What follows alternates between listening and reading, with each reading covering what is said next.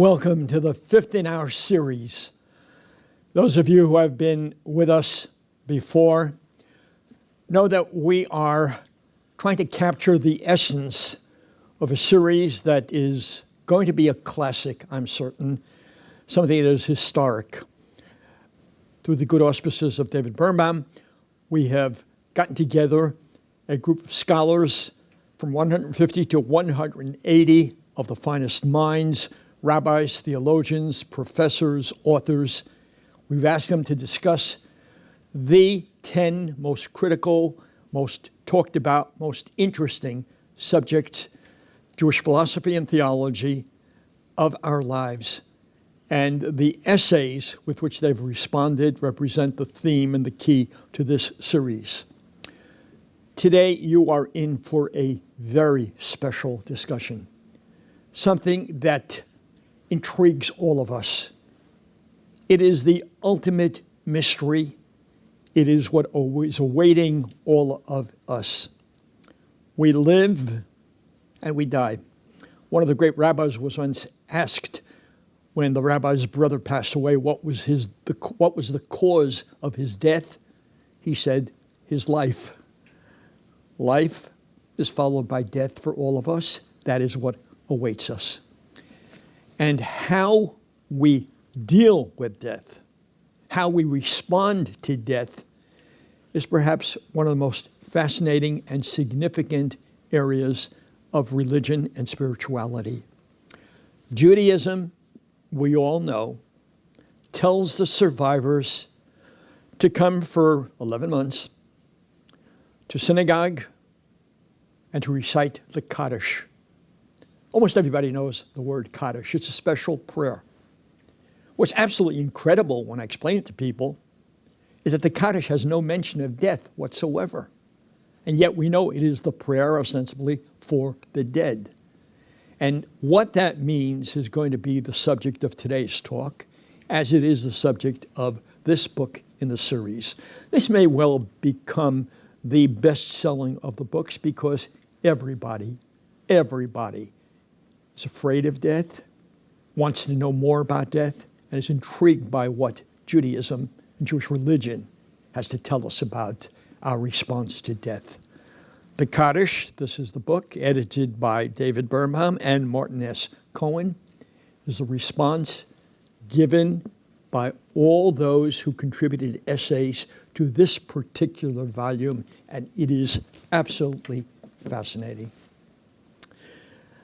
Before I begin an analysis of the Kaddish and this peculiarity that I've already spoken of, that there's no mention of death at all in the prayer for the dead, I want to share with you a personal experience. Something that was remarkable, so remarkable that there have been a number of people who've written books, including in them this incident that I have shared with them. When I was a young man many years ago and I became ordained, two other friends of mine wanted to celebrate. And we said, let's not just do a trip somewhere in the United States. That's for simple things, but this is a huge moment in our lives. That time, Cuba was pre-Castro, and it was what we thought of as an international kind of trip. Let's go to Cuba, we said, and we went and we hired a Jewish cab driver to take us around. One day, we were going past this magnificent estate, and the cabbie says to us in Yiddish, you may have heard of the person who owns this estate and who lives here, Ernest Hemingway. We said, what? Ernest Hemingway here? Stop the car. And he said, you don't understand. Ernest Hemingway, there's a guardhouse, and there's no way you can get in. There's no way you can possibly see him. And we said, with the brashness and the chutzpah of youth, stop the car. We're going to get in. And we went over to the guard at the guardhouse in front. And it was my idea. I said to him, would you kindly call Mr. Hemingway and tell him that 3 rabbis from New York are here to see him. And we figured that would be intriguing. Ernest Hemingway saying to himself, what in the world would 3 rabbis want with me, and why are they here? To the absolute amazement of the guard, the message that he got from Mr. Hemingway was, tell him to wait a few moments and then please send them in. I will see them. At the moment, he was busy with the American ambassador. But finally, they ushered us in. And here were these 3 rabbis from New York meeting with the Nobel Prize winner, the great and revered, most incredible, most famous literary giant Ernest Hemingway. What happened next became clear to us only a little while later, because he started by asking us questions.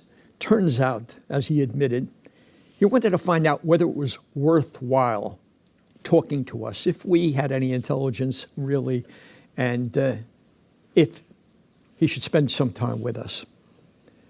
15 minutes later, he said to us, you rabbis passed the test. Yes, you're interesting people. I'd like to talk to you.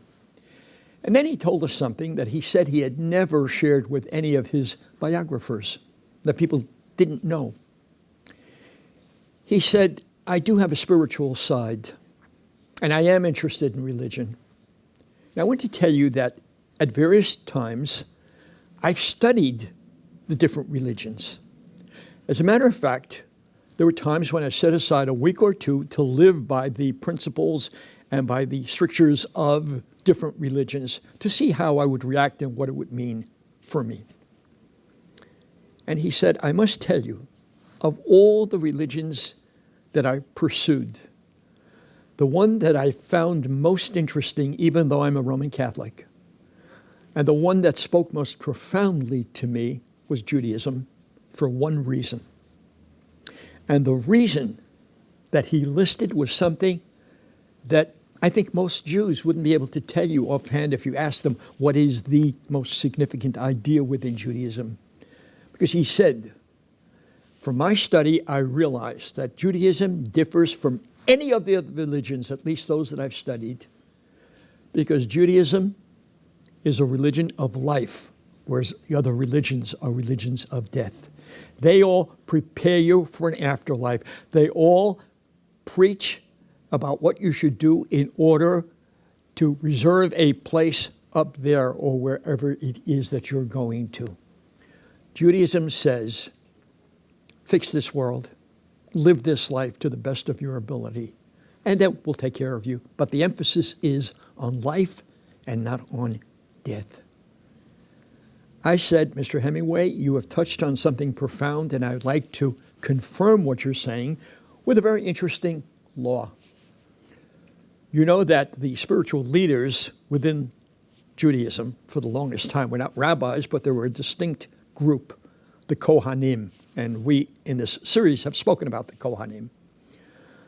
The Kohanim were the rabbis, and there was a rather strange law that was given to the Kohanim. Kohanim could not come in contact with the dead. A Kohen is not permitted to be in the same room with a dead body. A Kohen is not permitted to touch a dead body. I don't understand. In every religion, the priest's major function was to deal with this mystery of death. And in Judaism, they weren't permitted to come in contact with the dead. So what in the world was their role? The answer must be that what Judaism wanted to establish was the primary function of religion is not the way in which we deal with death, but rather the way in which we deal with life. And to prevent Judaism from becoming a death-oriented religion, its priests, the Kohanim, were forbidden to come in contact with the dead. And Ernest Hemingway said, that is absolutely amazing. That speaks to my soul. I treasure the fact that you have taught me this idea. Unfortunately, sometime later, we had to read about Ernest Hemingway's death by suicide. Obviously, he did not have sufficient religious training or feeling to be able to go on with life, but he expressed so beautifully his understanding of the emphasis in Judaism on life and not on death. I say that in order to deal with the question that I raised at the outset. There's a prayer when we confront death of a loved one. And we say the Kaddish. We say, may God's name be magnified and praised. But we don't mention death. And we don't mention the name of the deceased. We are simply indicating that life must go on, and we treasure what our loved one meant for us during life, and we will go on. More. In the Bible, in the Torah, there was a way to deal with death that is filled with meaning, but also couched in symbolism. And what I want to do with you is to clarify that symbolism. There was a red heifer which was burned, its ashes used in order to purify someone who had come in contact with death. And the amazing thing about these ashes and the red heifer was that they rendered those who were pure impure, and they rendered the impure pure, a contradiction. And how in the world can something, anything, do these two polar opposites, render pure and render impure? And the answer goes back to a Torah story about a confrontation with death for the first time in history by those who were Jews. You know the story that Jacob was making a soup, and Esau, his twin brother, came back, and he was famished. He saw the soup, and he said, pour me some of that red soup. And Jacob said, well, will you give me the birthright? Because Esau, being the older, had first dibs on the birthright. And Esau said, who needs the birthright? I need the soup. And that's the famous line, he sold his birthright for a mess of pottage. That's the story. What really happened here? And so the rabbis elucidate. Why was Jacob making a soup? And why is that worthy of being in the Torah? Because just before Abraham had died, Abraham, their grandfather, Abraham the righteous, there is a law about a meal that is to be served to mourners. It's called a Sudat Havra'ah. We today use an egg. They used beans. The point being the spherical nature of the egg or the bean, which says there is life and there is death, there is life and there is death, there is life and there is death. And everything must go on. And Jacob, in fulfillment of this particular mitzvah, made a soup. And Esau wants to eat, and he says, pour me some of that red soup. And Jacob says, will you sell your birthright? And what does that mean? It was at that moment when Jacob and Esau heard that grandpa, righteous grandpa, died. They had two opposite, opposing reactions, responses. They are the two possible responses to death, and especially death of a loved one. Remember I asked you, how can one thing do two polar opposites, render pure or render impure?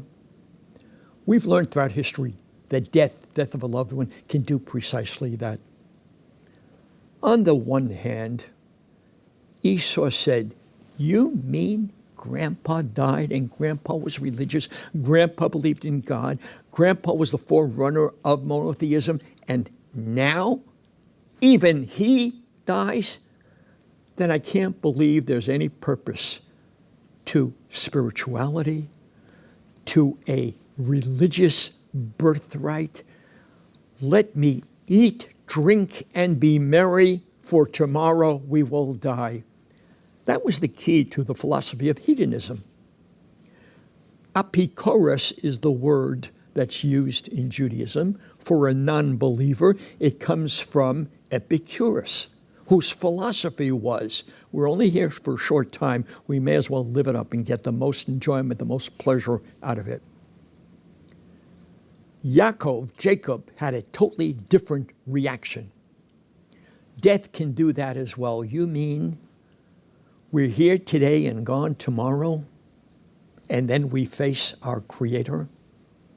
Well, we better make the most of the time that we're here and accomplish something and leave a legacy.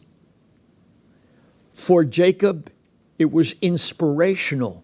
For Jacob, it meant that it reminded him of the fact that all of us will, in the not too distant future, face our Maker, our Creator, and we will be asked, what did you accomplish on earth?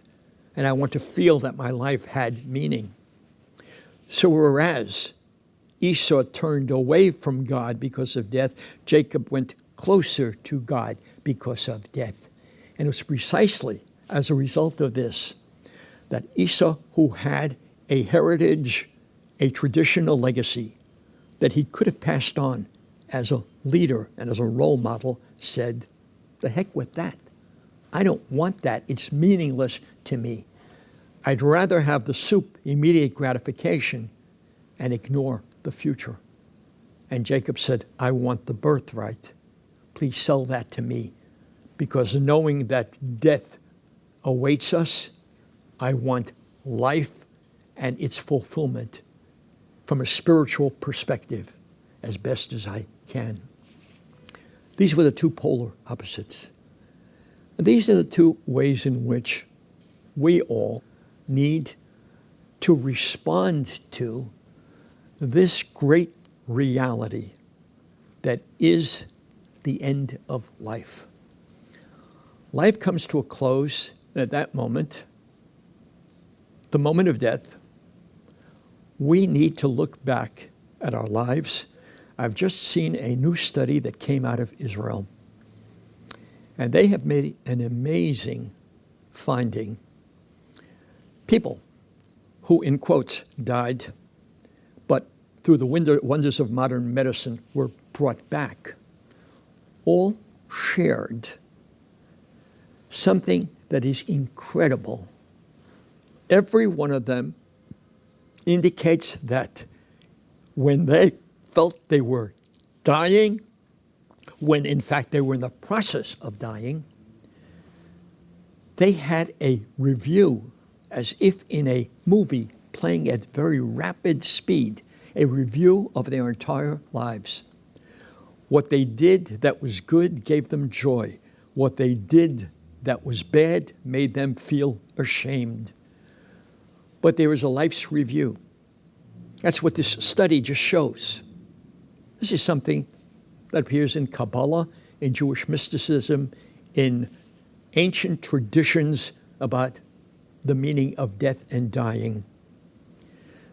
We, all of us, will have a review of our lives to determine what it is and to evaluate what transpired during the course of our years here on earth.